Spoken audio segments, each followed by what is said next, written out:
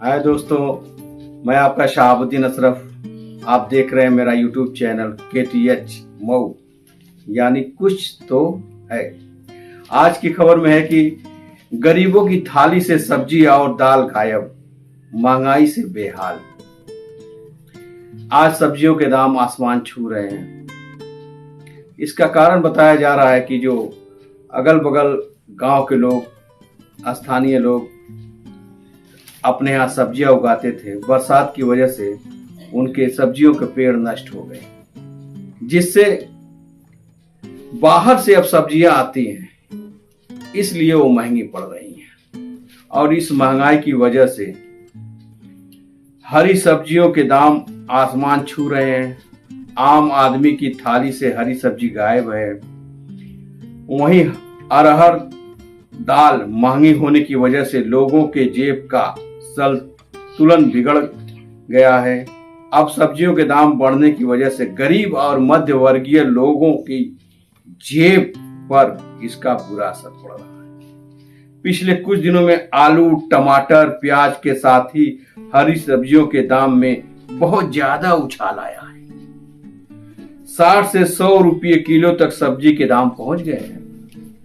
बरसात के दिनों में जिस सब्जी की मांग नहीं होती थी, उनके भी दाम आसमान छू रहे हैं। और इस बारे में सब्जी विक्रेताओं ने बताया कि बरसात के मौसम में हरी सब्जियों की फसल खराब होने की वजह से, बाहर से सब्जियों के आने की वजह से इनके दामों में भारी इजाफा हुआ है और ये आगामी महीने तक पैदा होता है। आदमी की आमदनी तो वही है जो मजदूर 6,000 रुपया महीना पाता है, किसी दुकान पे रहता है, 6,000 अधिकतम 10,000 रुपया मिलता है, तो उसकी सैलरी तो बढ़ी नहीं, लेकिन इस महंगाई ने उनकी कमर तोड़ दी है। अब देखते हैं कि कब सब्जियों के दाम, इसलिए कि सब्जी में आलू जो है, आलू के दाम भी बहुत बढ़ गए। अब इस वक्त मैं रेट सुना रहा हूं।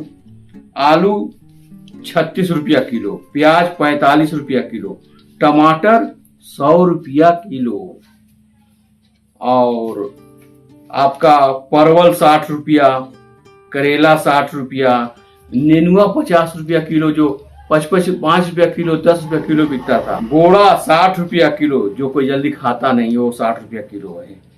कुदरुन 50 रुपया, कुदरुन भी कोई नहीं खाता जल्दी, बहुत कम लोग खाते हैं, उसकी कीमत भी 50 रुपया है। बैगन आमतौर से बहुत लोग नहीं खाते हैं, 80 रुपया किलो है।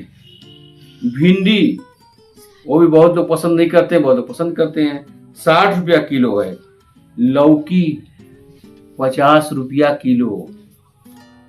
करेला हर कोई नहीं खा पाता है, 60 रुपया किलो। सूरन, वो भी सब लोग नहीं पसंद करते हैं, 100 रुपया किलो।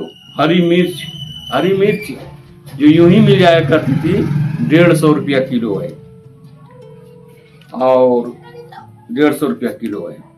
और धनिया की हरी पत्ती, गेस करिए कितना किलो होगी। धनिया की हरी पत्ती 200 रुपया किलो है। ओके, ये महंगाई का हाल है। मध्यवर्गीय लोगों का तो बिगड़ा आर्थिक बजट जेब पर पड़ रहा है असर। साहब, दैनिक जागरण ने महंगाई पर छापा है कि गरीबों की थाली से सब्जी और दाल गायब, महंगाई से बेहाल। और दूसरी खबर में यह है कि सऊदी से पहुंचा मृतक का शव, मातम। घोसीनगर से सटे धरौली निवासी इश्तियाक अहमद के पुत्र सलीम अहमद का शव सोमवार की दोपहर लगभग 1 बजे घर पहुंचा। मृतक का शव घर आते ही गांव में मातम छा गया। धरौली निवासी इश्तियाक का पुत्र सलीम सऊदी अरब में काम करता था। 31 मई को उसका निधन हो गया। युवक के पिता इश्तियाक अहमद ने बेटे का शव लाए जाने को विदेश मंत्रालय तक गुहार लगाई। सपा नगर अध्यक्ष खुर्शीद खान व मृतक के पिता ने घोसी सांसद राजीव राय से भी इसमें मदद मांगी और उन्होंने भी विदेश मंत्रालय से राब्ता कायम किया और इस तरह मृतक का शव उसके पैतृक गांव धरौली पहुंचा। दुख का इजहार करता हूं। आज तीसरी खबर में दैनिक जागरण ने हेडिंग दिया है 5 साल बाद संसद में गूंजी मऊ के बुनकरों की समस्या। 5 साल बाद पहली बार सोमवार को संसद में मऊ के बुनकरों की समस्या गूंजी। घोसी संसदीय सीट से सपा सांसद राजीव राय ने मऊ की जन समस्याओं को उठाया। कहा कि जीएसटी लागू होने के बाद बुनकरों की कमर टूट गई है। बुनकरों का कारोबार पूरी तरह बंद होने के कगार पर है। उनकी साड़ियों को उचित बाजार नहीं मिल रहा है। सोमवार को संसद के बजट सत्र में सांसद ने कहा कि पूर्व प्रधानमंत्री जवाहरलाल नेहरू ने मऊ को भारत का मैनचेस्टर कहा था। आज यहाँ के लोगों को रोजगार के लिए दर दर ठोकरें खानी पड़ रही हैं। उन्होंने कहा कि उत्तर प्रदेश का पूर्वी हिस्सा बुनाई उद्योग के लिए प्रसिद्ध है। यहाँ के अधिकांश लोग इसी पेशे से जुड़े हैं, लेकिन मेहनत व पूंजी के अनुसार 2 जून का खाना मुश्किल हो गया है। जीएसटी के लागू होने से बुनकर समुदाय पर प्रतिकूल प्रभाव पड़ा है। बिजली आपूर्ति अपर्याप्त व अनियमित है। बिजली पर फ्लैट दर खत्म कर दिया गया है। इससे बुनकरों को 10 गुना बिजली बिल देना पड़ता है। बुनकरों की मौत पर कोई लाभ नहीं दिया जाता। ऐसे में सरकार को ध्यान देना चाहिए कि इनको भी कोई अनुदान दिया जाए, इनके बारे में भी सोचा जाए। और सही बात है, बुनकर एक वो कौम है जो दिन ब दिन महंगाई बढ़ती जा रही है। सब्जियों के दाम बढ़ ही रहे हैं, बढ़ जाते हैं, लेकिन उनकी मजदूरी वहीं की वहीं रहती है। बल्कि मैं तो ये कहता हूं जो हमारे साथी हैं कि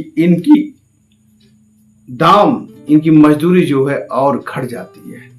तरह तरह से इनका शोषण होता है और इस मजदूरी और लाचारी की वजह से ये अपने बच्चों को चाह कर भी नहीं पढ़ा पाते। हाई स्कूल तक किसी तरह हिम्मत करते करते उसके बाद हिम्मत टूट जाती है। तमाम स्कूलों के फीस बढ़ चुकी है, किताबों के दाम बढ़ चुके हैं, तमाम संसाधनों के काम बढ़ चुके हैं।